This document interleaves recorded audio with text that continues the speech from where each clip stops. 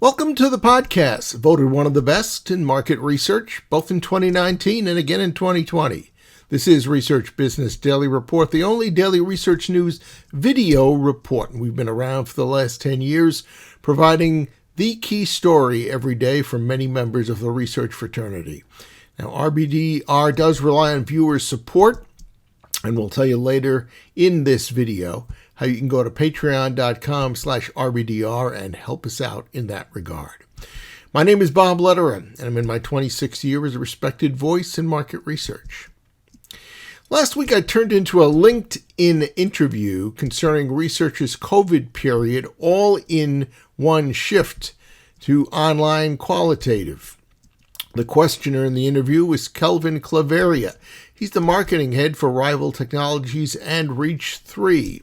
His interviewee, Bala Rajan, the same organization's senior VP at Reach 3 and an online qual expert. Today, in the first part of a two-part series, I'd like to summarize a number of online qualitative insights from Rajan that led me to say out loud, aha. Now, Bala figuratively shook his head from side to side in the beginning about any research agency or end-user client that decided last year to completely transition from offline qual to online qual. And he noted the pandemic's overpowering market impact, which led many of those organizations to do that. Quoting Rajan, consumers had no choice but to react to restrictions, alterations in the ways of doing things, learning what they can and can't do. And that created a new mindset, he stated, in which brands and businesses were unprepared and had to be educated. For almost every research agency, the overnight answer last year once COVID hit was, let's move it to online. Rajan noted it permits navigation through how customers are thinking, plus nuances in consumer behavior. And he commented how COVID suddenly disrupted how much consumers enjoy the routine of doing grocery shopping, including standing in line at all. In terms of new mindsets, not every consumer was comfortable or actually enjoyed the new process, but they were forced to accept it. On the agency side, during the COVID lockdown's early days, the feeling was they couldn't do in-person focus groups anymore, much less go to someone's house to watch them. Rajan remarked that online qual requires a certain shift in mindset, one reason being that you can't get in front of the consumer and therefore you can't read their body language. Likewise, you can't see consumers' pantries.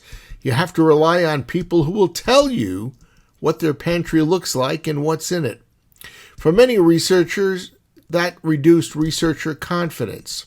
Now, Rajan revealed qualitative practitioner friends who informed him about the plethora of technology associated with qualitative methodologies and the need that users had to become very well versed with them.